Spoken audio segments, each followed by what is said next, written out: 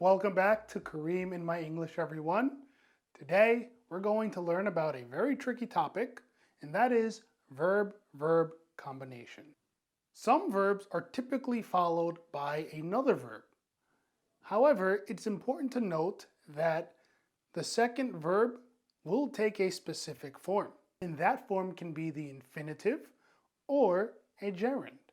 And today's goals are to identify which verbs take the infinitive, which verbs take the gerund, which verbs take both, and to practice. So, without further ado, let's begin. Here we have a small table. Let's look at the verb plus infinitive. We need to study English. Mark wants to travel. So we see need, study, two verbs together. Want and travel, two verbs together. But we notice after need, after want, we have to plus the verb. In the second column, we have the verb plus ing. I miss living abroad. I suggest talking to her. Miss living, suggest talking. So we see here that after these verbs, we use the gerund form. But why?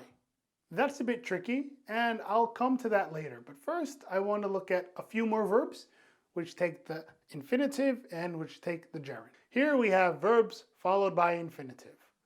Want, need, plan, pretend.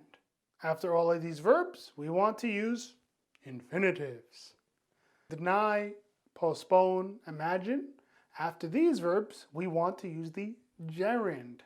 I know you're still probably asking, but why? Why do we have to say this? Can you say, I, for example, want traveling? I want studying. The actual answer is no, you can't actually say that. It's grammatically incorrect depending on what you're trying to say. Now you're probably asking, Kareem, what is the rule? And that's my question to you. Is there a rule? Is there a rule to know when I need to use gerund? Is there a rule for when I need to use infinitive? Well, the short answer is no. There is no rule to this grammar point.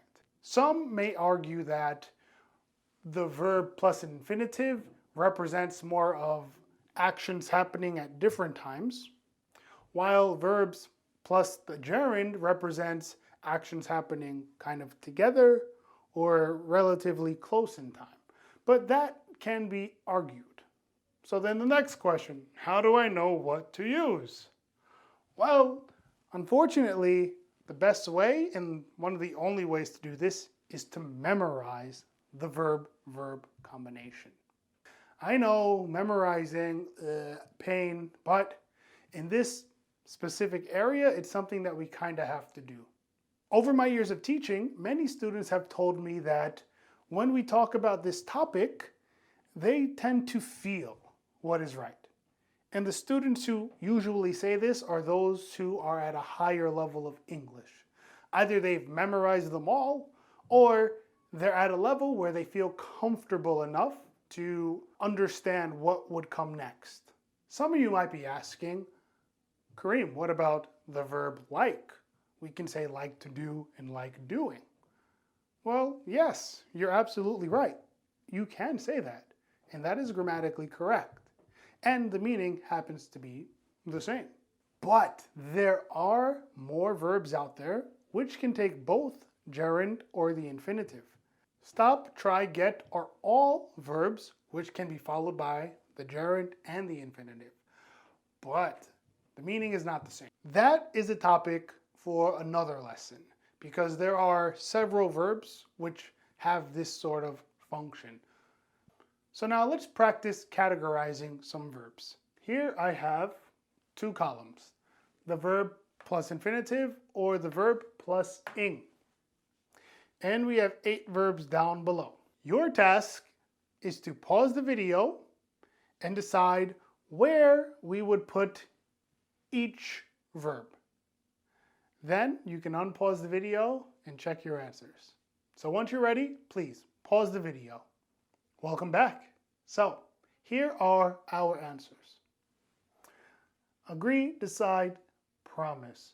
Whenever we have these verbs, the next verb should always be infinitive. For example, agree to do, decide to do, promise to do. And when we have these verbs, they're always followed by the gerund. Avoid doing, miss doing, recommend doing, consider doing, risk doing. Now I have a bit more practice for you. Maybe you did it already, but here I have several sentences. You might notice that we have verbs in parentheses. Your task is to complete the sentence by using the verb in the parentheses in its correct form. Should it be a gerund or should it be an infinitive? I'd like you to pause the video. Again, take a few minutes and complete the task. And when you're ready, unpause it. So please, pause the video. Welcome back. So, here are our answers. Let's go through them one by one. The boy enjoys reading. She recommends trying the Japanese restaurant.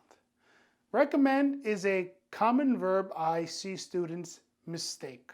So really pay attention to this one. We recommend doing something. Meg decided to study Spanish. Good for Meg. Spanish is a good language.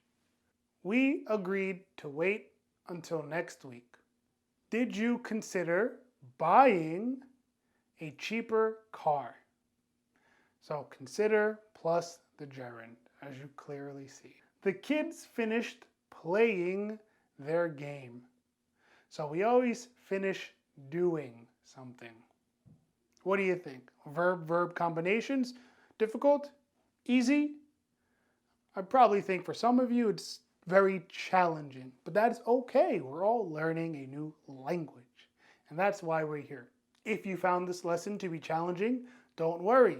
This is a topic that is difficult for students on many levels. So don't worry, you will get this, I promise.